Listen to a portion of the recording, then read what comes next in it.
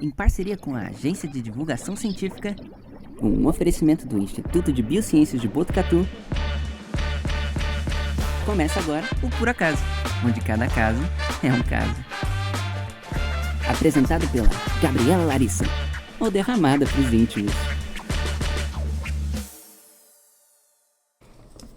Bom dia, boa tarde, boa noite. Sejam bem-vindos a mais um episódio do podcast Puro Acaso, onde cada caso é um caso. E hoje a gente está trazendo um quadro inédito, mas não tão inédito assim, porque ele é baseado num outro episódio que a gente já fez. Então, com vocês, está no ar hoje o Puto Acaso, baseado no começo do fim, o nosso último episódio do ano passado. Então a gente decidiu fazer um episódio de reclamações para fechar o ano, porque é isso que pessoas gostam, reclamar. Então, para ter esse papo aqui comigo hoje sobre muitas reclamações, temos Vinícius de Oliveira, graduando em Física Médica e editor de podcast. Bem-vindo, Vinícius. Olá, que saudade de vocês. Até parece, tô até sentindo que já gravei esse episódio antes, de tanto que eu queria estar aqui. Que déjà vu. E aqui do meu lado tenho também Arthur Gasparindo, estudante de Biologia não por muito tempo e também editor de podcast. Bem-vindo, Arthur. Olá! E temos aqui a nossa apresentadora, Gabriela Larissa, doutoranda em Cirurgia e Medicina Translacional. É isso aí, digital influencer e reclamadora profissional. E, portanto, a pessoa perfeita para a conversa que a gente vai ter hoje. E, só para caso a gente toque no assunto, bailarina também. Não sei, a gente nunca tem controle sobre essas conversas, do que a gente vai falar. Eu pensei que você ia fazer a piada do neurocientista. Enfim, mas continuando. Ano passado a gente terminou o ano com um episódio em que a gente estava reclamando do governo e da forma que o governo estava tratando a pós-graduação. Porque teve um congelamento de bolsas, que foi a saída, né, do nosso governo anterior e causou uma série de problemas e vários déficits e muita polêmica. E desde então, de lá pra cá, muita coisa aconteceu. E uma das coisas que aconteceu foi o reajuste das bolsas. A gente nunca chegou a comentar disso no episódio, mas do ano passado pra cá, acho que por volta de março, né? Em fevereiro foi anunciado o reajuste das bolsas em 40%. Então, os valores que um pós-graduando recebe estão atualizados, né, em relação ao que estava antes, sendo que um doutorando, bolsista CAPES ou CNPq, recebe R$ 3.100, e um mestrando, bolsista CAPES ou CNPq, recebe R$ 2.100. Uhum. Esse ajuste foi muito bom e foi isso aí, a gente reclamou e resolveu. O ajuste foi muito bom, porque geralmente as pessoas elas querem muito a FAPESP, porque a FAPESP dá mais dinheiro por mês, então para a pessoa se sustentar melhor. Agora, esses valores chegaram próximos aí, mais próximos da CNPq e da FAPESP, então agora tem outros motivos para as pessoas preferirem a FAPESP. FAPESP, CNPq e CAPES são agências de fomento à pesquisa. Isso. Então elas são instituições que dão dinheiro para que as pesquisas sejam feitas e inclusive pagam os salários dos pesquisadores, que a gente não pode chamar de salários porque pesquisador não é tratado como gente, né? Então a gente chama de bolsas por conta disso. E aí, houve esse reajuste, isso foi muito legal. Teve muito a ver com a troca de governo, o momento que a gente atravessou, né, depois das eleições. E era um ajuste que precisava muito ser feito há muito tempo. Foi tipo um momento histórico, assim. Foi o primeiro ajuste que foi feito em 10 anos para as bolsas da CAPES do CNPq, sendo que a FAPESP, ela sempre reajusta. A FAPESP, ela é a Fundação de Amparo à Pesquisa do Estado de São Paulo. Cada estado tem a sua própria fundação de amparo, e no caso de São Paulo, a FAPESP é uma agência de excelência. Ela funciona muito bem, ela consegue fazer essa correção das bolsas, ela consegue prover um financiamento adequado, ela consegue dar amparo, né, real em vários aspectos. Mas isso não funciona assim em todos os estados. Então, cada estado tem as suas particularidades, né? E a FAPESP tem sido um modelo para vários outros estados do Brasil. Só que a questão aqui, ano passado a gente reclamou de como o governo trata a pós-graduação, e a ideia hoje era a gente falar um pouco sobre algumas coisas ruins associadas com a pós-graduação, né? E a pós-graduação, para quem não se lembra, para quem não assistiu o episódio do ano passado, que a gente gravou no final do ano, ela é um lugar que tem a missão de formar pesquisadores, formar pesquisadores de forma crítica, pessoas que consigam contribuir com conhecimentos para a sociedade, né? E contribuir com conhecimentos, eu não estou querendo dizer que a pessoa tem que gerar um produto ou um serviço para ser imediatamente aplicado. Eu quero dizer realmente contribuir com conhecimento, responder uma pergunta e deixar essa informação disponível. Isso também é contribuir, né, para a sociedade com conhecimento. Então, para que a gente consiga formar esses pesquisadores, essas pessoas com senso crítico, né, a gente precisa atender uma série de critérios. Inclusive, incentivá-los a ser críticos, incentivá-los a ter ética, incentivá-los a responder as perguntas. E tem várias coisas que acabam fugindo de controle no sistema da pós-graduação, porque existe uma pressão muito grande dentro da academia para que as pessoas consigam atingir cargos, status e tenham currículos competitivos, né? Então, o que acontece? Os pesquisadores, desde muito cedo, eles estão sendo pressionados a publicar os seus trabalhos de pesquisa. Então, existe uma competição enorme, todo mundo quer publicar, todo mundo quer ter a publicação lá com o nome, quer que saia na revista. E publicar significa que você tem um trabalho, que você fez uma pergunta, você respondeu essa pergunta, e esse trabalho está disponível, né, com o seu nome lá como pesquisador, para qualquer um que queira ler a sua conclusão e tentar reproduzir o seu trabalho ou utilizar a sua conclusão como base para outro estudo. É isso que significa estar publicado. E é uma parte muito importante da ciência. E isso é uma parte fundamental da ciência, porque também coloca a ciência em debate, né? Então, no momento que um artigo é publicado, ele pode ser refutado por outro laboratório. Então, pode ser que alguém leia aquilo e diga, não, isso aqui não funciona assim, né? Eu testei aqui e não aconteceu. E aí gera-se uma retratação, gera-se outros artigos. Então, é uma etapa fundamental, que é a etapa de divulgação do conhecimento para os pares, né? A circulação oficial daquele conhecimento. Existe a divulgação científica, que é uma forma de comunicar a ciência, só que ela tem um objetivo diferente da publicação. A publicação é a via oficial para pesquisadores, para que a gente leia aquilo e tome decisões de saúde pública baseadas em estudos científicos, por exemplo, ou para que outros pesquisadores sigam adiante com essas pesquisas, ou para que a gente escreva os livros didáticos. Então, aquilo ali é a matriz do conhecimento, é a fonte, né, onde ele está. E a divulgação científica é uma forma da gente ampliar a circulação de alguns conceitos, né, de forma, não que não seja oficial, mas com outros objetivos, né, os objetivos de gerar interesse, de tirar dúvidas, e não necessariamente de criar esse debate, né, argumentativo em relação aos aspectos científicos, embora também possa acontecer. A principal diferença entre divulgação científica e a publicação de trabalhos, que eu não sei se dá para incluir como uma forma de divulgação, é que divulgação você faz de conhecimento que já está consolidado. Então, você tem um trabalho e ele foi publicado, não quer dizer que aquele trabalho é verdade. Quer dizer que ele tem uma metodologia relativamente sólida e que aquilo está no ar agora para os outros pesquisadores poderem ver, e aí que é a revisão por pares, de outros pesquisadores poderem ler o seu artigo, refutar ele, discutir. Quer dizer que aí é uma das etapas do processo de consolidação do conhecimento. A divulgação científica geralmente é feita para o público leigo e é feita exclusivamente de conhecimentos já consolidados. Então, quando as pessoas tentam fazer divulgação de coisas não consolidadas, acontece como na pandemia, o negócio da cloroquina. O artigo que falou da cloroquina como um potencial tratamento de Covid, não tinha nada de errado com aquele artigo. Era um artigo normal que tinha que ser revisado ainda por pares. Ele só foi publicado e não quer dizer que porque ele foi publicado ele virou uma coisa que é verdade, que é fato. Só que foi divulgado como se fosse e gerou toda aquela repercussão, né? Que a gente ficou cansado de ouvir durante a pandemia. Na verdade, a divulgação, ela pode ser feita sobre uma coisa que não está consolidada, só que aí fica a critério da responsabilidade do divulgador, né? O quanto ele vai ter transparência em relação a essa informação.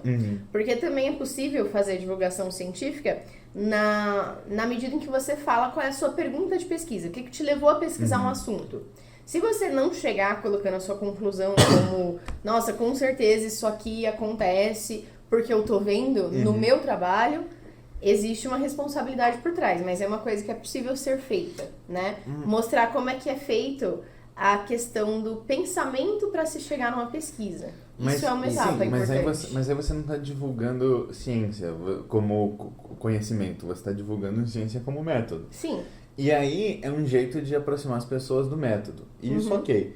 Só que essa linha tênue entre você falar do seu método e você dizer a sua conclusão, a sua hipótese, para as pessoas que geram esses problemas. Isso é uma divulgação científica ruim, eu acho. Sim, é importante ter esse cuidado, né? E muitas vezes a gente acaba passando na divulgação científica algumas etapas, né?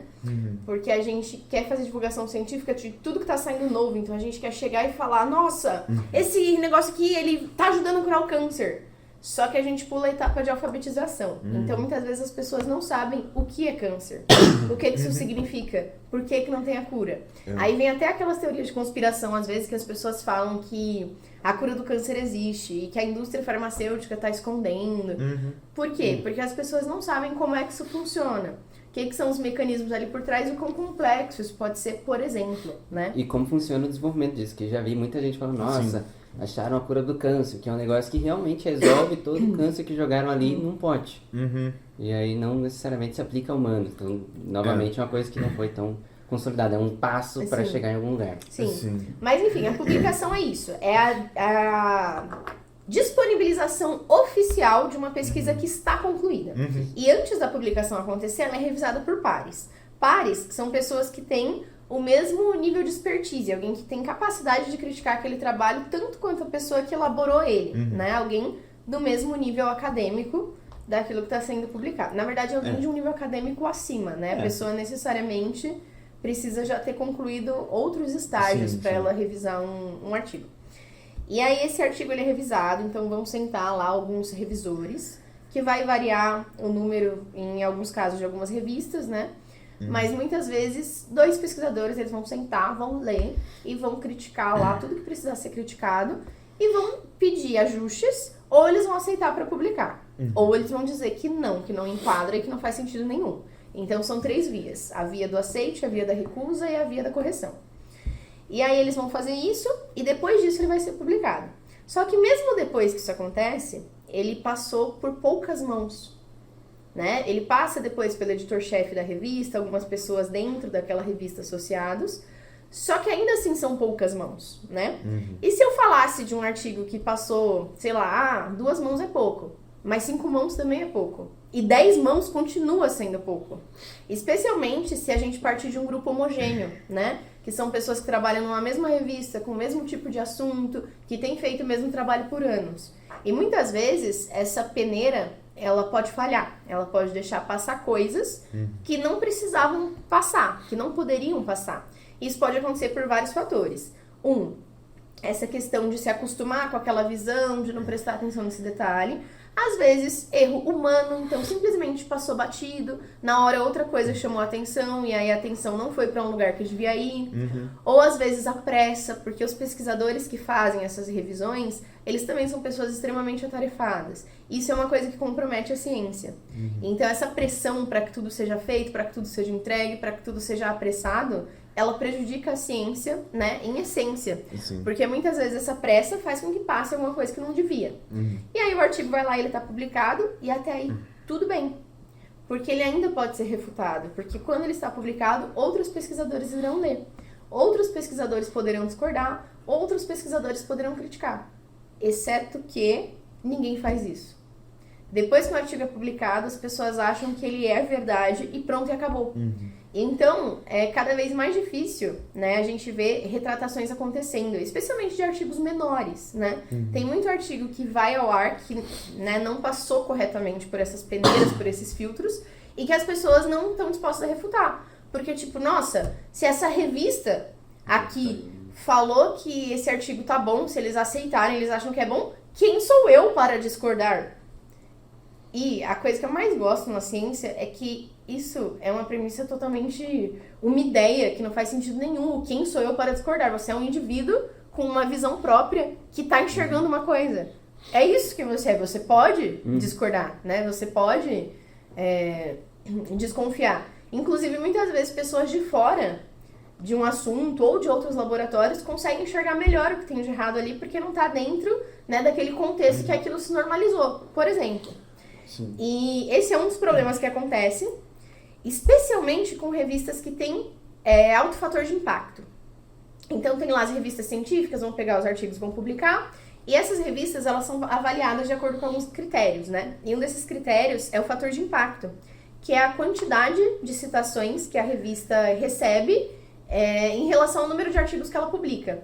Então, tipo, essa revista aqui ela publicou 10 artigos e teve 500 citações. Então ela tem um fator de impacto 50, que é um fator altíssimo.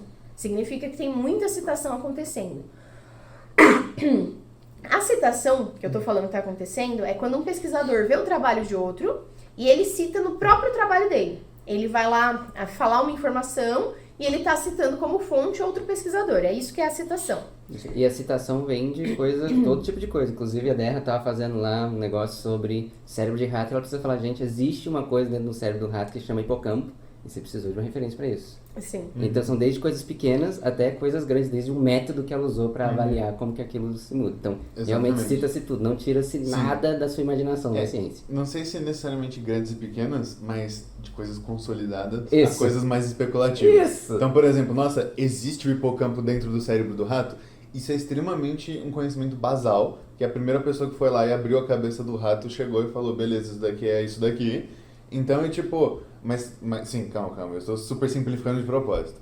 Mas isso já está muito mais consolidado, já tem livros, que é outra etapa de validação. Depois que o conhecimento está extremamente consolidado, ele geralmente é publicado em livros didáticos, que são revisados todo ano. Mas essas coisas mais basais, mais de definições, são coisas que também precisam ser citadas. E é uma outra fonte de onde você pode citar, além de um artigo. O artigo tá mais para coisas assim, quase num nível especulativo. Então é tipo, essa pessoa chegou nessa conclusão. Só que quando que a gente vai saber que aquela conclusão é perfeitamente válida? Quando outras pessoas reproduzirem e chegarem no mesmo resultado. Tem um monte de artigo que a pessoa vai lá, mostra o método, mostra como é que fez, mostra a conclusão, mas quando e parece perfeitamente sólido. Mas aí chega outra pessoa, vai lá, tenta reproduzir, fazer mais ou menos a mesma coisa, usar a mesma metodologia e não consegue chegar no mesmo resultado. Isso é um jeito, e aí, quando isso acontece, essa pessoa tem que publicar, citar o outro artigo que está errado e falar, eu segui essa metodologia aqui e deu diferente. E aí, essas duas coisas juntas formam um conhecimento. Formam outra pergunta. Exatamente. Né? Exatamente. Que é a pergunta de por que esse funcionou e esse aqui não funcionou, Exatamente. quem tá errado, quem tá certo, Sim. e onde a gente chega com isso. E a pergunta que não é o oposto de um conhecimento, é o primeiro passo de um conhecimento. Sim. Exatamente, Deixando isso claro. E uma coisa interessante é que ele abriu o cérebro do rato, viu que tinha um hipocampo, e aí ele fez o quê? Tirou uma foto, documentou aquilo, e aí, por isso, a gente acredita que isso é verdade, não foi só falado, é importante deixar isso claro. Sim. E a outra coisa é que uma curiosidade aí, do nada, porque você comentou disso, que existe muito problema de reprodutibilidade em ciência e a psicologia é uma área que padece especialmente disso. 80% das coisas publicadas na área de psicologia não tem resultado consistente. As pessoas reproduzem e não acontece o que está previsto. Ou às vezes acontece, mas sem você conseguir remover alguns vieses, como por exemplo o efeito placebo. O efeito placebo é um efeito que é muito importante quando você está, especialmente coisas associadas à saúde, como é o caso da psicologia. É muito importante você remover o efeito placebo, que é o efeito de como que você separa o que é o efeito do tratamento que você está tentando aplicar da capacidade inata do corpo, do cérebro de melhorar por sugestão ou por algum efeito que a gente não necessariamente sabe explicar. Mas o placebo seria isso. E sempre, qualquer coisa, você vai, nossa, eu vou fazer um analgésico novo aqui e quero ver se diminui a dor das pessoas. Você precisa usar um efeito placebo, você precisa comparar dois grupos, um grupo que não está recebendo esse remédio com um grupo que está recebendo e separar. Porque às vezes a pessoa que não está recebendo, que está recebendo o placebo, que é nada, é um remédio sem o remédio dentro, a pessoa ela vai tomar e aí ela melhora pela sugestão, pelo hábito de você, nossa, toma um remédio quando eu tô com dor e passa a dor. E aí é o seu corpo que tá passando a dor, não é o remédio. Então você precisa remover esse viés, para você saber, para você poder dizer que o tratamento funciona ou não.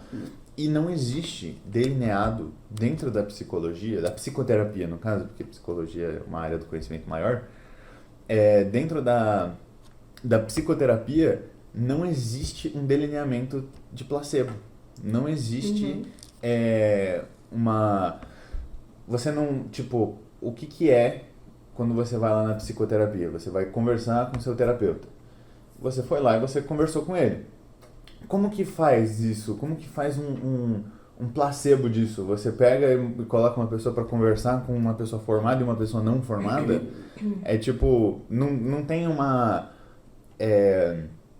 Não tem uma coisa que eles conseguem delinear e que dê uma diferença. Então, é uma coisa que falha. Então, o lance da psicoterapia é que ela está atuando em uma área da saúde, mas ela está com critérios de verificação de uma área mais de humanos, que é citar pensadores, citar pessoas que pensaram naquilo e não que necessariamente chegaram experimentalmente naquele resultado. E isso é um problema, isso é um problema reconhecido dentro da psicologia, dentro da psicoterapia. Tem um monte de artigos que eles geralmente citam esse problema da falta de placebo, as falhas no delineamento de um estudo, o que dificulta muito para eles fazerem estudos clínicos. E amarrando aqui, então todo artigo é importante que ele seja reprodutível, e se ele não for reprodutível, isso diz muito sobre o rigor científico dele. E no caso, essas suas colocações entram nos 20% dos reproduzíveis, se for o caso, porque o dado que eu tenho é que 80% não chega no mesmo resultado. Isso é uma coisa interessante, e a gente sabe desse dado porque lá no Unicamp alguns pesquisadores criaram um centro de reprodutibilidade de estudos científicos. Maneiro. Então eles vão lá para pegar artigo e reproduzir, para ver se aquilo tem consistência, o que é uma coisa essencial, é uma coisa assim, maravilhosa, né? E que devia ser mais incentivado, né? As pessoas deviam ler com olhos um pouco mais críticos alguns dos artigos que estão sendo liberados por conta de todas essas questões. Nossa, e aí? Com certeza devia ter alguma espécie de repositório pré-publicado de artigos antes deles serem publicados, eles irem para esses repositórios e só quando eles forem reprodutíveis, quando eles forem analisados, testados, e de fato para uma publicação. Isso seria muito legal. Existe um conceito parecido com isso que se chama pré-print. Que quando você manda um artigo para a revista, antes de chegar na mão do revisor, eles soltam uma versão escrita, esse aqui é um pré-print. E se alguém ler esse pré-print e tiver alguma coisa para falar, ele pode falar antes de ser revisado, até vir a publicação oficial. Então eles abrem para pré-print também, em algumas revistas, não em todas, mas isso é uma coisa que já existe exatamente com essa ideia. Sim. De outros pesquisadores que não são os revisores, né, que foram elencados para aquilo, poderem ver aquilo antes e criticar metodologicamente. Isso é muito importante. E aí, o que acontece? Tem a revista, né, que tem o fator de impacto. E rola uma pressão para publicar. Essa revista que tem o fator de impacto, muito dificilmente alguém vai olhar um artigo nessa revista e vai falar: será que isso é verdade? Jamais. Revistas como a Science, como a Nature, que são revistas muito consolidadas, muito conhecidas, muito renomadas dentro da área, né, das ciências da natureza, ninguém tem coragem de duvidar dessa revista. E uma coisa engraçada que acontece é que essas revistas, elas têm alguns problemas associados também. Não essas especificamente, mas revistas de grande fator de impacto. Por quê? Porque as revistas, elas querem ter um grande fator de impacto, elas querem que todo mundo cite o estudo, só que a chance de um estudo ser citado é muito maior quando ele tem um resultado positivo. Então, se um estudo chega e fala: nossa, a gente conseguiu ver que o mel está ajudando a curar câncer. Todo mundo vai falar: nossa, vamos investigar mais a fundo, vamos tentar purificar mais esse mel, vamos tentar em outro tipo de câncer, vamos fazer isso. E todo mundo começa a fazer e começa a citar. Se o estudo chega e fala assim: a gente viu que mel e câncer não tem absolutamente nenhuma relação, as pessoas vão ler aquilo e vão falar: ok, então parece que não é um ponto promissor, né? Não é uma linha investigativa que está gerando frutos, não vamos fazê-la. E isso reduz as citações. Então as revistas, elas têm um viés gigante de querer publicar resultados que sejam positivos, que mostrem correlação. E aí, o que acontece? Aí as pessoas só fazem pesquisa que tem correlação? Claro que não dá para escolher a resposta da pergunta antes, né? O que acontece é que essas pesquisas que não estabelecem correlação ou que têm resultado que não gera alteração, coisas desse tipo, elas vão sendo relegadas a revistas menores e menores e menores e com menos visibilidade. E aí, no momento em que a pessoa vai fazer o levantamento de literatura dela para pegar as coisas, ela quer citar as revistas grandes, as revistas renomadas, porque, nossa, não tem tanta chance de ter alguma coisa publicada ali que tá ruim. Só que tem esse viés, então você acaba filtrando só um determinado tipo de resultado. E isso tem outro problema associado também. Não só essa questão de que essas pessoas que estão fazendo as pesquisas estão indo para outras revistas e tá perdendo a visibilidade, a galera tá olhando só um lado da balança, tem o problema de que as pessoas que estão sendo relegadas para revistas menores não querem ficar em revistas menores. Então existe uma coisa chamada fraude. Forçar resultados em ciência. Então as pessoas utilizarem às vezes artifícios estatísticos para forçar um resultado, alterar uma coisa ou outra para chegar num resultado que dê uma correlação, para chegar perto de chegar numa publicação. E isso é uma coisa que começa a destruir a ciência, né, da forma que ela deveria ser feita. Porque a ciência é pra gente buscar resposta. Só que existe um momento na vida acadêmica que a ciência se torna sobre conseguir status enquanto pesquisador. Tem um outro problema também que você não mencionou, que é o quão esse negócio de fator de impacto é cíclico. Porque o que é uma boa revista? Uma boa revista são as revistas que as pessoas querem publicar, é uma revista que tem alto fator de impacto. E o alto fator de impacto quer dizer que ela é muito citada. E aí as pessoas, quando elas vão publicar os artigos delas, elas têm a preferência por citar revistas de alto fator de impacto. Então ela ter um alto fator de impacto vai fazer com que ela tenha mais fator de impacto, vai ser cíclico. Isso vai ficar se alimentando. E uma outra coisa que ela não esqueceu, mas ela não falou, mas eu vou falar rapidinho, é que também a informação do negativo é tão relevante quanto a informação do positivo. Porque se eu tô lá sentado na minha casa e falo, nossa, vou fazer uma pesquisa de se mel tem alguma coisa a ver com a cura do câncer. E o primeiro passo para fazer uma pesquisa é olhar na literatura para ver se alguém já fez isso antes. Se alguém já fez isso antes, eu vou olhar lá e vou falar, olha, mel não tem nada a ver com câncer. Eu vou falar, putz, vou fazer uma outra coisa, ou vou contestar isso. Vai falar, putz, se tiver um bom delineamento, isso, se tiver tudo adequado, né? E aí você pensa, e é um vou gastar isso. que temos de verdade. Sim. Então, uma coisa tem tanto valor contra a outra. Enfim, eu vou gastar minha energia e meu empenho respondendo outra coisa, né? Já que essa daqui sabemos. Sim. A menos que algo sugira que precisa ser mais pesquisado. Inclusive, isso é um ótimo exemplo. Um professor que já esteve aqui com a gente, inclusive o professor Ricardo Benini. Esse cara é bom. Ele tem um resultado disso, que basicamente ele estava lá vendo vários peixes e ele viu lá que estava na literatura esse grupo de peixes aqui como sendo a mesma espécie. E ele olhou e falou, não parece a mesma espécie, não vou mentir não. E aí ele começou a investigar e falou, cara, eu tenho quase certeza que isso aqui não é a mesma espécie. E aí ele foi lá e pediu como é que chama isso? Enfim, pediu a fonte. Foi lá e pediu o estudo do cara que fez pela primeira vez e que classificou os dois como a mesma espécie. E aí, ele viu que os materiais que ele coletou, os peixes que ele pegou, o peixe desse grupo estava inteiro e o desse outro grupo estava, faltando uns pedaços, estava todo surrado lá. E foi a partir da comparação dessa carcaça com esse peixe inteiro que eles chegaram na conclusão de que era a mesma espécie. E aí ele foi lá e fez, apontou uma falha metodológica. Ele falou, então, não é isso. Então vamos recoletar, vamos pegar mais desses peixes e vamos comparar. E aí ele descobriu uma espécie nova, que tem lá o nome dele, que é alguma coisa Benini. Isso é uma coisa que é muito importante, né, na ciência. E que gera vários problemas. Então essa busca pelo fator de impacto é uma reação aí em cadeia. Então ninguém quer questionar a revista, isso prejudica o jeito que está o estudo, daí a revista não quer perder o fator e quer publicar o que tem resultado positivo, e aí o cientista ele quer estar na que tem o resultado, porque isso vai repercutir em aumento de carreira dele, em aumento da chance dele ser citado, porque ele está na revista que todo mundo quer citar, porque as pessoas querem continuar fazendo as coisas que elas sempre fazem, que é um problema da sociedade em vários aspectos. das pessoas terem esse hábito de só manter as coisas como são, né?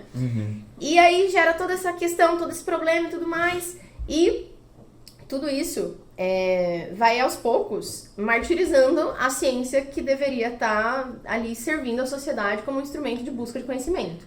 E uma coisa que acontece também é que aí esses pesquisadores, eles ficam nessa questão de querer publicar na de alto fator de impacto, ser citado, ser citado, ser citado, e aí eles vão publicando, vão seguindo nos estudos, pegando algumas fórmulas que levam eles até essas revistas, e isso consolida o nome deles perante vários outros órgãos. Então, pesquisadores que têm, né, índices de produtividade altos, que estão publicando em revistas de fator de impacto e tendo citação suficiente, eles conseguem mais financiamento para pesquisa. E, cara, isso, ok, legal, tá dando fruto, vamos investir ali. Só que a ciência, ela é baseada sempre na pergunta. Não em quem tá fazendo ela. A ciência não é sobre mim, não é sobre, sei lá, qualquer pesquisador que seja, é sobre a pergunta.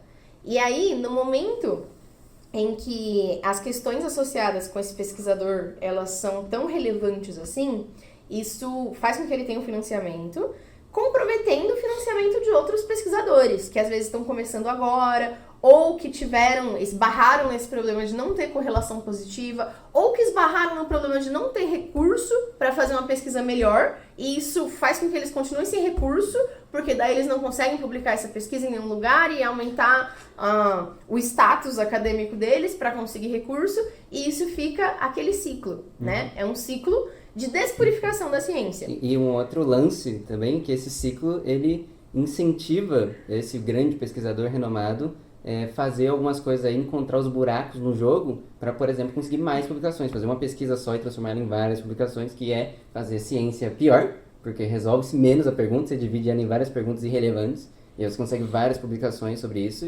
e aí a forma de mensurar o valor de um cientista não é muito boa e leva a pessoas conseguirem conquistar essa posição, por exemplo, em detrimento de outros que estão interessados em fazer poucas pesquisas profundas, ao invés de muitas pesquisas.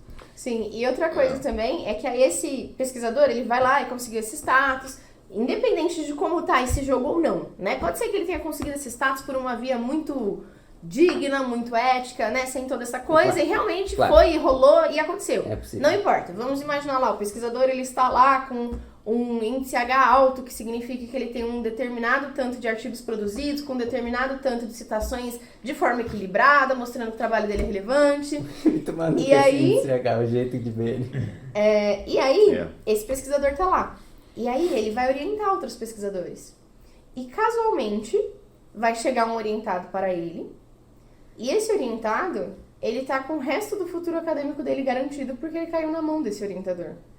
Então, essa é uma das grandes reclamações que eu queria fazer sobre a pós-graduação, que a gente não tá formando bons pesquisadores. A gente tá entregando boas pesquisas na mão de quem aparece. E muitas vezes a pessoa nem selecionou o orientador por conta disso. Às vezes sim, ela selecionou. Ela olhou que ele tem financiamento, que ele tem produtividade e quis, mas às vezes ela nem selecionou por isso. Mas o ponto é que, independente de como ela chegou lá, isso vai repercutir no futuro acadêmico dela para sempre.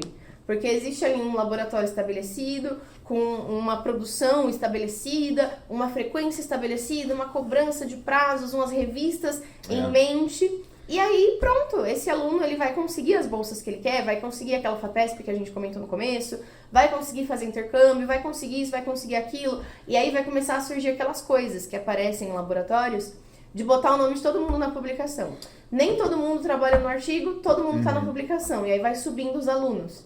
Só que isso não é ético, isso não está certo. Quem tem que estar num trabalho é quem tem condição de discuti-lo metodologicamente, de discutir as hipóteses, de discutir o quanto faz sentido a pergunta, o quanto faz sentido a conclusão.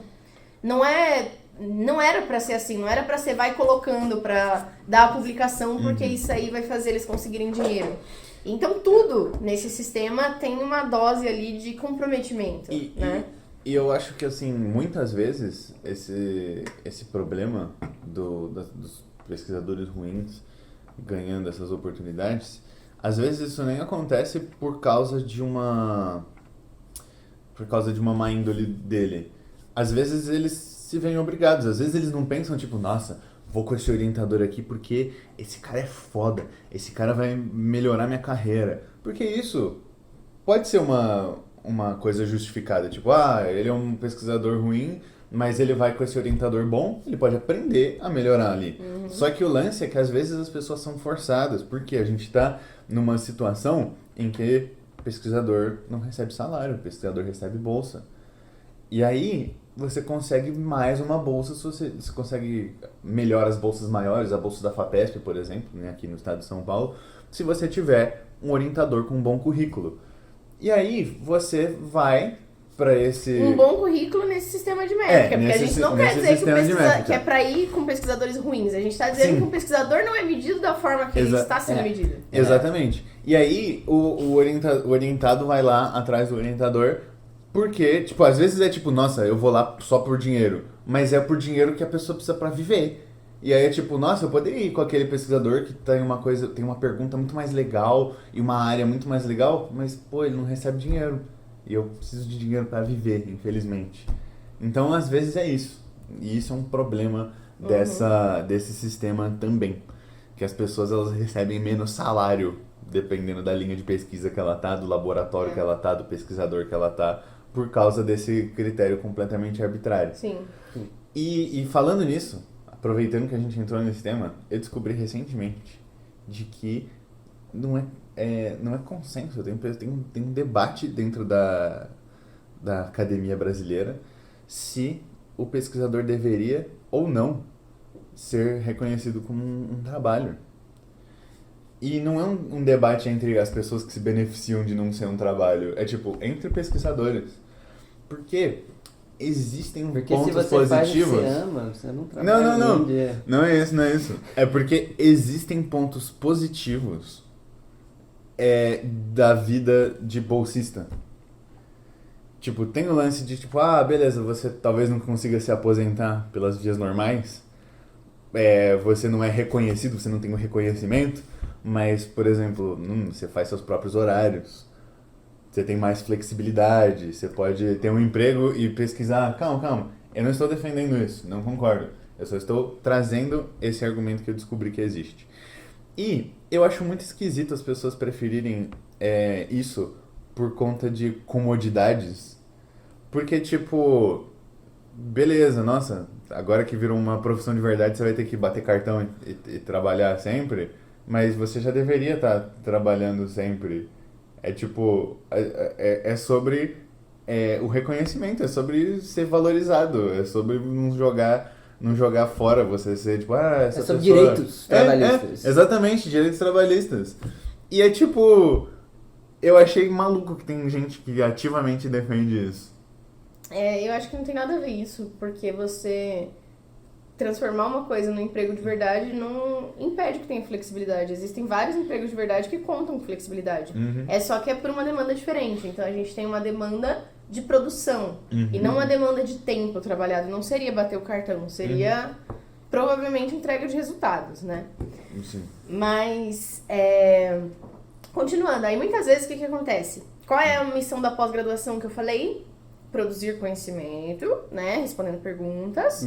E às vezes o conhecimento produzido é que aquele método não funciona e que não conseguimos responder a pergunta de forma eficiente. E é um conhecimento, descobrimos que não funcionou. Então é produzir conhecimento. Produzir pessoas capazes de produzir conhecimento. Formar pessoas com criticidade, com pensamento científico que consigam conduzir pesquisas, que consigam gerar conhecimentos, que consigam ter esse olhar para a sociedade.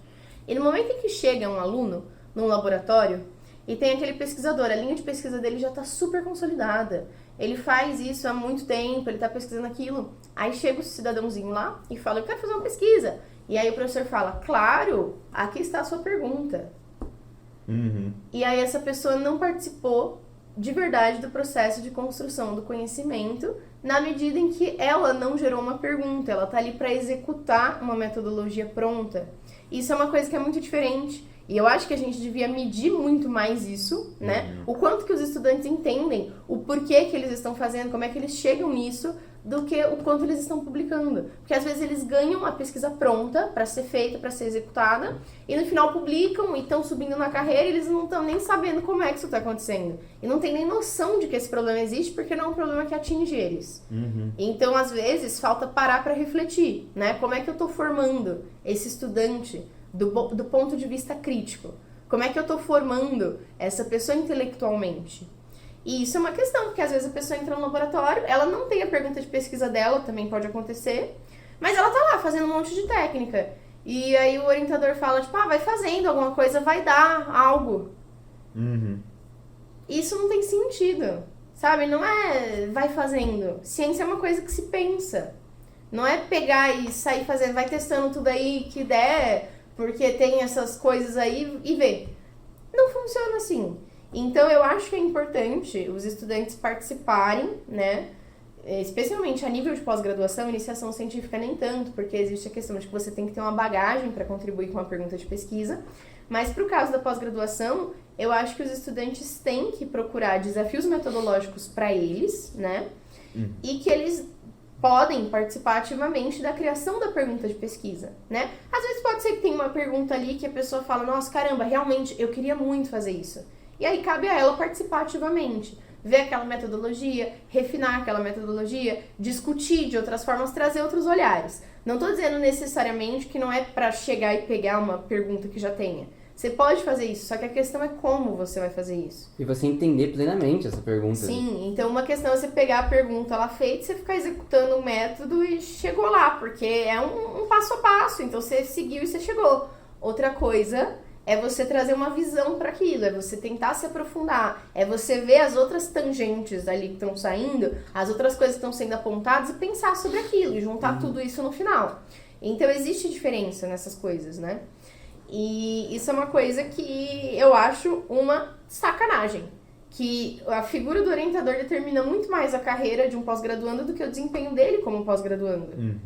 E isso é ruim. Isso é uma falha de sistema, né? Porque a gente está deixando de educar esses pesquisadores, a gente está deixando de torná-los pesquisadores. E aí o que acontece?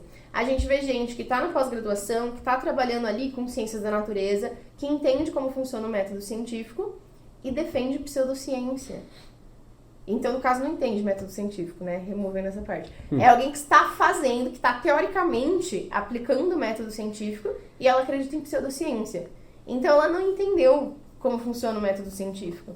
Porque o método científico, uma vez que você entende ele não é um negócio que você liga e desliga. Aqui no laboratório eu vou ser super crítico aqui com as coisas. Se apontar alguma coisa, eu não vou pensar, claro que é isso. Vou desconfiar. Mas aqui, passou da porta do laboratório, aí eu aceito qualquer coisa. Como? Isso não tem cabimento. Isso não é plausível. E as pessoas ficam tipo, não, porque crenças pessoais. Não é essa a questão, você é um recurso humano que está sendo formado e como recurso humano, você é esse recurso humano para sempre. A ciência é uma coisa que tem que ser uma mudança na vida, uma mudança na forma que você enxerga o mundo. E não uma pesquisa que você está fazendo, não é uma função, uma tarefa, né? Muito mais que isso. E a gente deixa isso passar. E aí a gente vê lá o pessoal, né, falando tipo, mas... eu não acredito muito, mas eu não vejo problema das pessoas fazerem.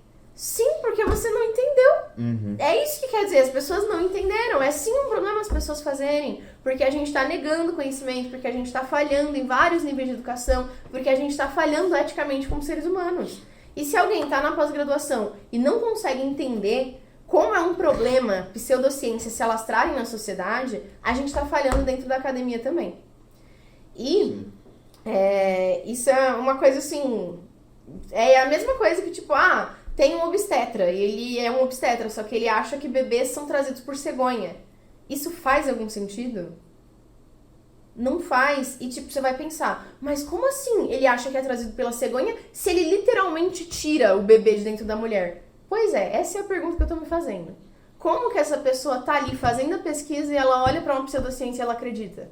É exatamente esse paralelo, é esse o tamanho do absurdo que eu enxergo isso. Então a gente falhou. Aquele médico não entendeu o que ele tá fazendo ali pra ele pensar uma coisa dessa. Algumas pessoas falam desse negócio cientificismo. Falam, não, cientificismo é acreditar que a ciência é a melhor forma de aquisição de informação. Que parece um pouco absurdo quando você não sabe o que é ciência. Porque ciência, na verdade, é uma coisa extremamente simples. É muito simples. Olha, eu quero saber se as coisas caem porque tem cordas puxando elas para baixo. E eu só olhar debaixo das coisas e ver se não tem uma corda. É só isso. E eu penso nos meus vieses. Opa, será que tava com o olho aberto naquela hora? E é isso. Isso que é boa ciência. Você faz uma pergunta e você olhar a resposta se preocupando com tudo que pode estar influenciando naquela resposta. Então, bom, é simples. Ciência é assim. Se você acha que olhar uma resposta se preocupando com coisas pode interferir naquela resposta não é o melhor jeito de adquirir informação, então, de fato, você tá maluco. E uma outra coisa interessante de ciência que é que por conta disso, por conta de ela estar limitada à nossa criatividade de enxergar as coisas, nosso conhecimento também do mundo, ciência anterior, a ciência às vezes ela pode chegar na resposta errada. E tudo bem você achar que você olhar uma ciência que ela não é verdade e a gente assumir que ela é verdade mesmo ela não sendo, porque todo mundo achava, por exemplo, que o Sol girava em volta da Terra. Mas aí precisou ir alguém com um método melhor, entender melhor as estrelas e pensar, olha gente, tudo indica que não é isso. E aí a partir daquele ponto que ele fez boa ciência, que ele fez a pergunta, chegou na resposta e olhou as coisas que podiam interferir nela e chegou na conclusão, não, realmente parece muito que é isso aqui, agora que é verdade. Antes do Galileu, tudo bem você achar que o Sol gira em volta da Terra, mas depois não. Sim, porque ele trouxe uma argumentação melhor. Isso. E se alguém trouxer uma argumentação melhor, se alguém fizer um teste e descobrir, não, na verdade, as coisas giram em volta de Marte, e ele tiver um rigor metodológico para isso, argumentação para chegar nisso, que conseguir defender isso e realmente os outros argumentos estarem desbancados, a partir daquele momento, Marte é o centro da Terra. Marte é centrismo. O centro da Terra. É sobre isso. Mas, inclusive, eu acho muito engraçado esse debate. E a gente... Que debate? Não, o debate que teve antigamente sobre o heliocentrismo versus geocentrismo. E as pessoas, muita gente acha que agora que é tipo, sim, porque é o heliocentrismo. E não, a gente já superou essa também. A gente já sabe que não tem um centro do universo tão rápido, assim, tão fácil. É só um sistema solar dentro de uma coisa e todas essas coisas estão girando em volta de um buraco negro. E esse buraco negro tá andando pela galáxia sem girar em volta de outras coisas. E é tipo, é muito mais confuso, é muito mais complexo do que a gente podia imaginar. E é isso. Isso vai mudando. Isso vai mudando de mundo. Isso é muito legal. Por quê? Agora a gente sabe isso. E por que a gente sabe isso? Porque o conhecimento, ele é muito interessante. E esse é um outro problema que às vezes eu vejo acontecer, não só na pós-graduação, né? Mas no cotidiano das pessoas em geral, delas ficarem muito presas às próprias vivências.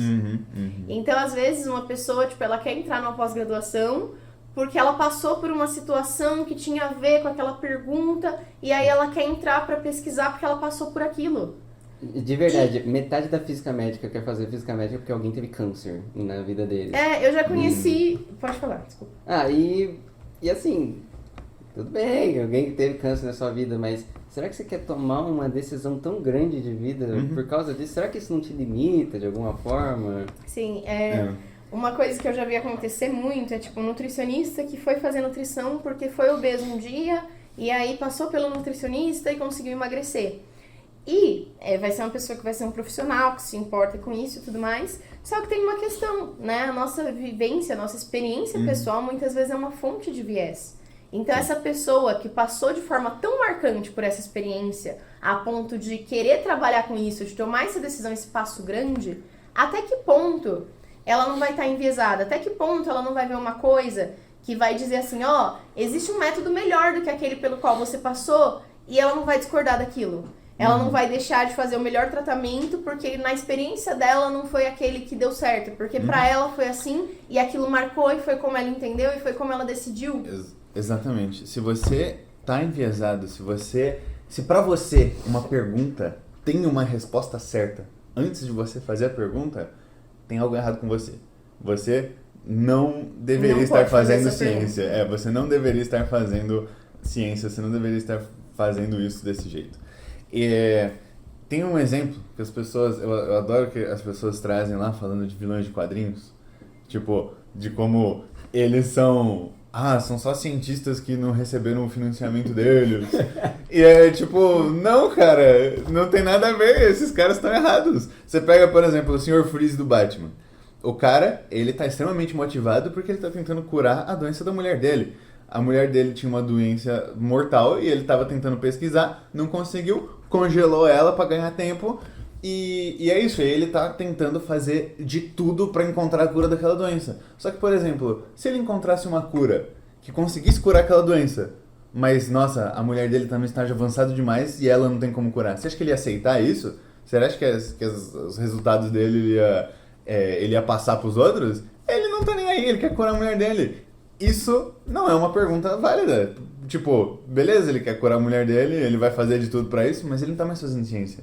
Um exemplo, uma pergunta de pesquisa pode ser: como é que essa terapia de raio-x pode interferir nessa doença, neste estágio? Um exemplo do que não é uma pergunta de pesquisa: como curar a doença da minha mulher? Por exemplo, porque isso é vago, porque, enfim, existe uma série de coisas para ser levadas em conta. Só que o principal, eu lembrei disso quando vocês falaram no sistema solar, é que se a gente só fosse fazer as coisas que estão intimamente associadas com a gente teria feito muito pouco. E isso é triste. É triste as pessoas só conseguirem enxergar o mundo a partir desse prisma tão pequeno que é elas mesmas. Você definir, tipo, toda a sua vida, todo o seu interesse com base numa coisa que você passou. Inclusive, uma coisa que me aconteceu: eu tô trabalhando com estatinas, que é um remédio para colesterol e que tem efeito de neuroproteção no cérebro, né? E aí, uma vez, me perguntaram se eu tenho alguém na minha família que usa estatinas. E aí eu disse: não que eu saiba, por quê? E a pessoa falou: nada, curiosidade. E eu fiquei ultrajadíssima, porque me deu a entender que essa pessoa achava que eu tinha um interesse em fazer essa pergunta não porque eu estava interessada nessa resposta, não porque ela me trouxe uma dúvida sobre como uma coisa funciona, mas porque é algo que faz parte desse microcosmos aí, essa coisinha tão pequena que é a minha vida, sabe? E eu acho isso triste. Eu acho isso...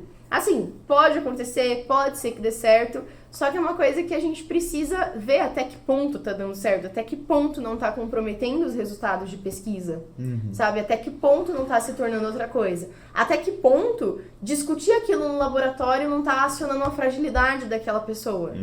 Você é um orientador, você tá pesquisando uma doença e de repente você tem um orientado que porta aquela doença. Isso gera algum tipo de atrito para discutir resultados? Para identificar, para categorizar essa doença? Se sim, por quê? E como é que a gente pode resolver? Então tudo isso tem que ser levado em conta.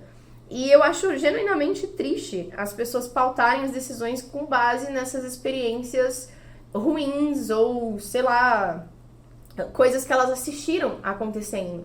Eu acho isso uma coisa medíocre. E a ciência ela é tão grande, ela pode ser tão ampla, que chega a ser triste isso tá acontecendo. E você não conseguir olhar e falar: não, eu quero fazer isso porque a ciência faz sentido, porque essa pergunta é extremamente interessante. E sim, tipo, não, eu quero fazer isso, eu tenho que fazer isso porque foi muito ruim isso que me aconteceu.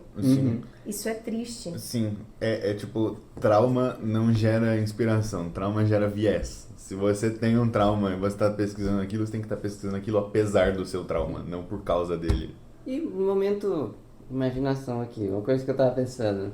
Poxa, uma pessoa que ela faz ciência porque ela acha que conhecer o mundo é bom demais, que ela acha que gerar conhecimento é uma coisa que faz a gente caminhar pra frente. E uma outra pessoa que ela quer resolver um problema específico e ela vai lá e resolve esse problema. O que será que ela faz com os 9 anos que ela ficou estudando pra arranjar essa profissão? Deve ser bem frustrante, na verdade. Enfim, parece ser péssimo, não faço isso. Inclusive, boa, me lembrou de outra coisa que eu queria dizer. Uma coisa também que a gente tem que pensar em relação à pós-graduação são, além dos objetivos, né, essas questões pessoais da linha de pesquisa, por que a pessoa entrou na pós? Porque tem muita gente que entra na pós pelo título, né, para conseguir ascender no trabalho, para conseguir um cargo melhor, uma posição melhor. E às vezes o que acontece é que as pessoas fazem as pós-graduações que não são as adequadas para isso. Porque existe, né, as pós-graduações, cursos de especialização, que você fica especialista numa área, isso conta como um título para você. E existe o mestrado lato sensu, que é um mestrado focado em produzir produtos, assim, é um mestrado fechado, que não necessariamente é uma linha de pesquisa aberta para ser continuada. Esse que é uma linha de pesquisa para gerar um conhecimento, para ser continuado, é o stricto sensu. E muitas vezes as pessoas deveriam estar, né, numa especialização, num mestrado lato sensu, e elas vão parar num mestrado stricto sensu. E isso é um problema, porque a pessoa não tá vendo sentido naquilo. Então ela tá produzindo conhecimento e ela tá tipo, nossa, eu tô aqui o dia inteiro fazendo isso, e pra quê? Isso é uma coisa que contamina a pós-graduação. Então chega um novo pós-graduando que quer fazer ciência, que quer estar ali, e ele leva um banho de água fria por alguém que não quer estar ali porque não é esse o objetivo. O objetivo não é produzir o conhecimento. O objetivo é ascender numa outra carreira, né, que não necessariamente precisava daquilo. Então isso também é uma coisa que a gente precisa divulgar para as pessoas saberem, né, que existe, agora eu lembrei a outra palavra, mestrado profissional. Que existe as versões profissionais, que você vai fazer uma coisa que é aplicada na sua profissão, que tem tudo a ver com a sua área de pesquisa. Então, por exemplo, você pode fazer um mestrado profissional em gestão hospitalar, se você trabalha no hospital. Você pode trabalhar, inclusive, fazer a sua pesquisa no hospital que você trabalha, resolvendo um problema dali. Você não precisa vir para uma ciência básica, para uma outra forma de ciência para conseguir aquela ascensão de carreira que você está querendo, né? Então isso é uma coisa que a gente precisa refletir também e dizer para as pessoas que tá tudo bem você não querer gerar um conhecimento, que você não vai ser menos por você não entrar na pós-graduação.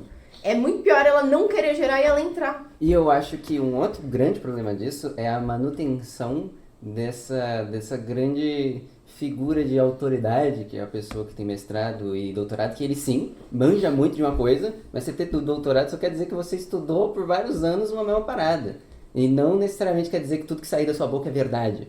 Sim. E isso é um grande problema do título de doutor, que as pessoas dão muita moral na coisa que não é necessariamente aí da é moral. que tá. Eu discordo. Porque eu não acho que o doutorado só significa que você ficou vários anos estudando mais sobre um assunto. Eu acho que o doutorado significa que você sabe pensar criticamente e usar um método científico. Idealmente, e essa sim. é a grande ferramenta. É verdade. Que é o que não está sendo feito. Então não é sobre só o seu objeto de estudo. É mais do que isso. Então faz sentido, né? Você esperar alguma visão, alguma contribuição de alguém que sabe fazer uso desse pensamento crítico. Só que o problema é como é que a gente garante o uso desse pensamento crítico nesse sistema que está prezando tanto pela produtividade, com as pessoas reproduzindo isso o tempo inteiro, com os pós-graduandos chegando no laboratório, não participando do processo de criação da pesquisa, recebendo as coisas, ficando na sombra do orientador, ou só executando coisa e nem sabe pra quê, nem tem pergunta, ou tá lá por causa de alguma outra questão que não tem nada a ver e aí tá só sobrevivendo no meio daquilo.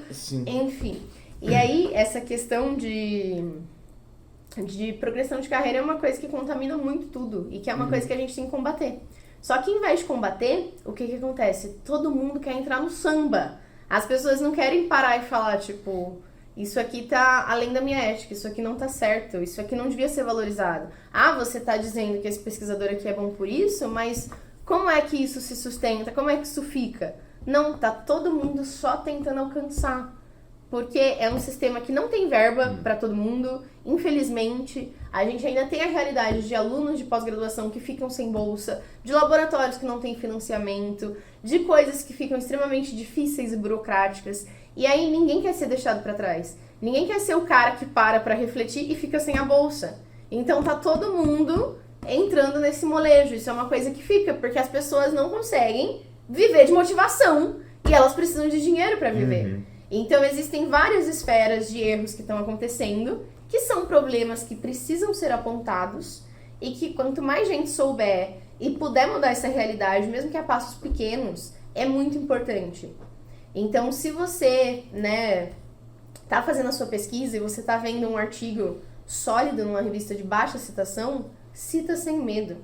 Coloque evidência nisso, sabe? Faz jus à premissa de ciência, que o que importa na ciência é o método, não é quem está fazendo, é se aquilo consegue se sustentar, é uma questão de evidência, não é uma questão de opinião, não é questão de quem é mais legal.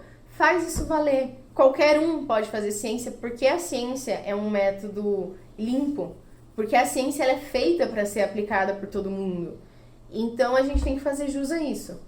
E não ficar criando, né, esse tipo de status, essas coisas na nossa cabeça, essa hierarquização. E isso são formas de corrigir a ciência, assim como outras iniciativas. Como, por exemplo, aquele Instituto de Reprodutibilidade em Pesquisa que foi feito, que eu comentei. Isso é uma iniciativa super relevante. Algumas coisas que estão pensando agora para fazer em relação à revisão de pares, a questão do pré-print que está ficando aberto. Então a gente precisa pensar em soluções para isso. E também a gente precisa pensar em como mudar essas métricas, como quebrar esses ciclos, né? De alguma forma, como garantir algumas coisas dentro disso tudo.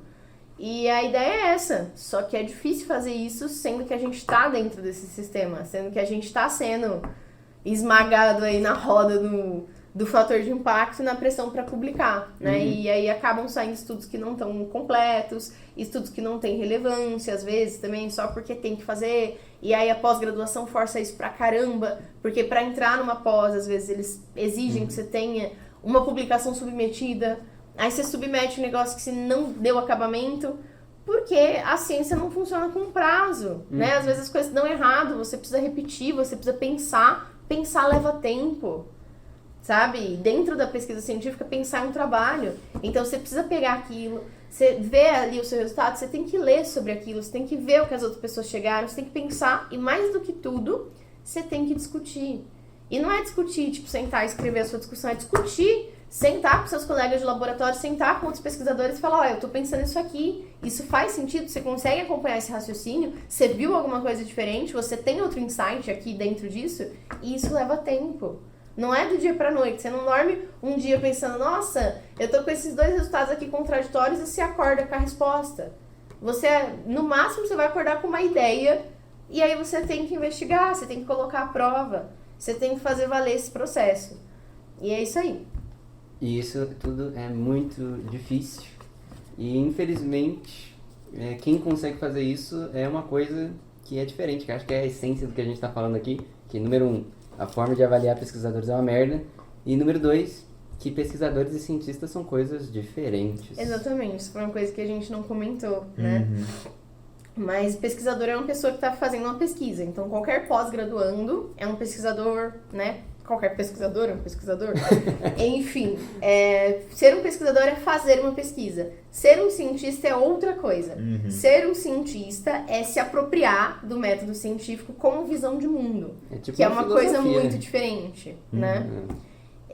Eu gosto muito dessa definição. Eu acho ela muito relevante e ela é importante. A gente precisa debater sobre ciência. Então, para quem não conhecia a academia, a intenção desse episódio não é assustá-los, mas é só ser honesto sobre as coisas que não estão funcionando de forma perfeita. Então, a gente tem esses vários percalços e, apesar de tudo isso, a ciência continua sendo a melhor ferramenta que a gente tem para entender o mundo. E quando eu digo isso, eu não estou querendo menosprezar, né, outras coisas, porque existem coisas que não dependem da ciência para existir, como, por exemplo, a arte. A arte, né, não passa pelo método científico. A arte é uma questão de criação, tem a ver com a criatividade, tem a ver com a subjetividade, com a individualidade, com a visão de mundo colocada de outra forma, né? A arte é uma forma de expressão. E ela não passa pelo método científico e tá tudo bem, porque ela não precisa. Então não é uma questão de comparação, são coisas diferentes.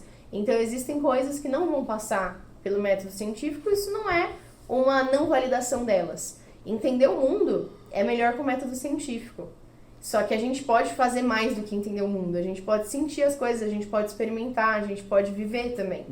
E tá tudo bem. E aí as pessoas muitas vezes veem isso como uma coisa negativa e tentam colocar tudo no patamar de ciência. Mas não tem problema as coisas não serem ciência, né? Inclusive a linguagem, ela pode ser estudada como uma ciência, mas muitas vezes ela não é. Por definição, a língua é uma coisa viva, né? Eu falo, você fala e as coisas vão mudando. E a gente não precisa validar, a gente não precisa comparar qual que é o melhor. É simplesmente aquele que tá fluindo, aquele que tá indo. É um fenômeno vivo. E a gente não precisa dizer que é outra coisa para que isso seja valioso, precioso. A gente consegue inventar uma palavra aqui, se a gente repetir ela vezes o suficiente, ela vai ser uma palavra. É que línguas, não é uma ciência. Sim. Linguística é uma ciência que estuda linguagem. Linguagem é uma coisa que existe. Que a partir do momento que tem animais capazes de se comunicar, existe linguagem. Isso. E é uma coisa que existe, é uma parte da natureza. Então, quando uma pessoa estuda letras, português, a pessoa não é necessariamente um linguista. Ele não necessariamente está fazendo ciência. Ele pode estar só estudando literatura, estudando a forma como o português funciona, estruturar e tal, mas isso não é ciência. Agora, mas não deixa de ser a construção de conhecimento, né? Agora, então... linguística é uma ciência. É tipo os caras pegarem línguas e tentarem traçar tipo a evolução das línguas mesmo, descobrir que língua que deu origem a qual língua, que mistura que deu... É tipo uma coisa de história. E tipo, é muito empolgante, aliás. Linguística Sim, é muito legal e é científico. E foi o que eu disse. Então, a linguagem, ela pode ser um objeto de estudo científico, sim. mas ela, por definição, não é, né, uma ciência, não um fenômeno, uma coisa que acontece. E tá tudo bem. E a gente pode construir conhecimento por outras vias quando isso for relevante, né? Então, pro caso das línguas, a gente constrói por outra via, a gente pega esse histórico por outra via, a gente vê as influências e a gente conhece. Isso é ótimo, isso é maravilhoso. Então, aprender outra língua também é uma coisa ótima, faz bem pra caramba pro cérebro. Isso é uma informação científica. A gente sabe cientificamente que estudar uma língua faz bem pro cérebro. Mas o processo de falar ela, de estar ali aprendendo, não é um estudo científico. É um outro tipo de estudo que você está se apropriando e que está sendo excelente. E não tem problema. As pessoas agora, depois que a ciência ganhou um pouco de vulto na pandemia, as pessoas ficaram nessa de querer dizer que tudo é ciência. Mas nem tudo é ciência e isso não é um problema. E tá tudo bem. Nem ciência, é ciência às vezes, mano. Inclusive, muitas coisas nem se propõem a ser ciência, tipo filosofia, mas se você fala, dependendo de pra quem que você tá falando, se fala que filosofia não é ciência, a pessoa fica brava com você, cara. E isso não faz o menor sentido, porque filosofia, que nem arte, não se propõe a ser ciência. Exatamente. Enfim, e acho que passamos por tudo que precisávamos passar, né? Falamos da revista, falamos da sombra do orientador, falamos de motivação em pesquisa, diferença de cientista e pesquisador, será que foi uma coisa de fora? Ficou uma coisa de fora. Esse é o fim da segunda temporada, gente! Feliz Natal! Feliz Natal, feliz Ano Novo e feliz seja lá o que for que tem em janeiro, dia de Reis. Eu não sei. Eu também não sei. Inclusive é isso aí, aguarde novidades, a gente vai voltar em... março, final de fevereiro. É isso aí, ano que vem. Ano que vem. A gente vai estar de volta Muito com novidades, com assuntos quentes e assuntos frios, e episódios legais, e episódios chatos, e opiniões muito legais, e opiniões irrelevantes. E conteúdo de qualidade. Assuntos extremamente interessantes. E é isso aí. Na nossa opinião. Então, muito obrigada pra você que assistiu até o final. Se você discorda do episódio, manda pros seus inimigos, se você achou que ficou uma merda. Se você achou muito legal, manda pros seus amigos. Se você tem alguma crítica pra fazer, pode entrar em contato com a gente, deixa nos comentários. E aí, se a gente precisar fazer alguma retratação, a gente faz também. E é isso aí, aqui é um canal aberto. E a gente acredita que a ciência pode acontecer e o debate é uma parte fundamental da ciência. Então, estamos sempre abertos ao debate. E muito obrigado pra você que gostou do Por Acaso em geral. Se você não gostou do Por Acaso em geral, também fale com a gente. Muito legal. A gente gosta muito que tem algumas pessoas que de verdade acompanham a gente, de verdade gostam do que a gente tá fazendo. Inclusive, obrigada ao Giovanni pela sugestão de título para o episódio. De fato. E obrigado pra todos vocês que assistem a gente aí e falam pra gente. Vocês são poucos, mas a gente vê vocês. Mas são os verdadeiros. Mas agora o papo sério. Papo sério agora? Você quer começar um papo sério agora? Sim, atenção. Quem gostou, respira.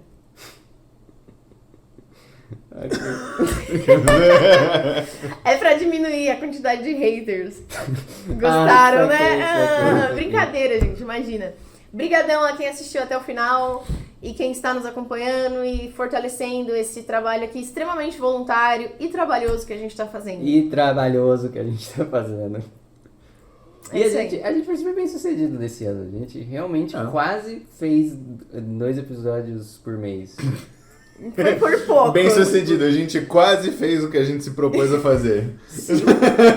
Eu tô muito orgulhoso. Rapidão, favoritos do ano, rápido. A Lígia foi esse ano? Não. Não. Corta aí na edição. Pera aí, tá. Eu vou Gente, falar os meus que O eu da vi, tá difícil. matemática. Nossa, o Pio foi muito legal. O Pio na matemática foi muito bom. Entre bananas e baleias. Nossa. O bate... Como que é o nome do episódio? Bate-papo. Bate-papo, isso. O bate-papo. O bate-papo Esse com foi o Amorim. muito legal. O Amorim é muito 10. Sem o Amorim não tá valendo a Foi pena, ruim. mas com o Amorim foi bom demais. Aquele episódio sozinho fez a gente questionar o nosso formato. Que a gente pensou, caramba, esse negócio de um episódio deles, um nosso, às vezes o cara fala tudo. É sobre isso. Às vezes o episódio é bom demais e não precisa de uma parte 2. É. A gente fez mesmo assim. Eu gosto muito do Mágicos versus Charlatões. Esse episódio é bom. Esse episódio é bom. Qual que é esse Nossa, mesmo? o último que a gente gravou entre nós. Era só nós idiotas. Ah, é A verdade. gente fala do Rudinho. É o nosso melhor episódio, só nosso. Provavelmente. Eu acho. Mas o Entre Bananas e Baleias, parte 2 também é legal. É bem bom, sim. O Fungada Fatal Só Nós também é muito bom. Poxa, o do Bagagre ficou mó legal, mano. Ficou tudo muito bom. A gente é muito bom. Tudo frequentemente fica muito bom. Menos o Bate-Papo parte 2. Isso aí não ficou bom, Esse né? A aí gente não- tem um consenso não- aqui. Esse daí foi um episódio sem É, nada não pra rolou, falar. né? Desculpa, gente. Perdão. Galera, se você tá começando por esse aqui, quando você for voltar lá no começo e tá valendo a pena, já pula Tá. o Bate-Papo parte 2. É que, gente, na média, a parte 1 e a parte 2 dos nossos episódios tem que ter a mesma qualidade, entendeu? Então, como o Amorim subiu muito a Não, a qualidade, gente que foi a gente ruim. precisou abaixar A gente- pra na média ficar aquele Ok, Ah, saquei. Era pra fazer uma piada, gente. Entendi, desculpa. desculpe. Tá bom. Mas é isso aí, brigadão, até o próximo ano. Como é que eu ia dizer? Incentive o seu divulgador científico local. Beijão. E foi isso. Muito obrigado por nos ouvir. Siga a gente nas redes sociais para não perder o próximo episódio. Nós estamos no Instagram, no @poracaso.cast. Te vejo na próxima.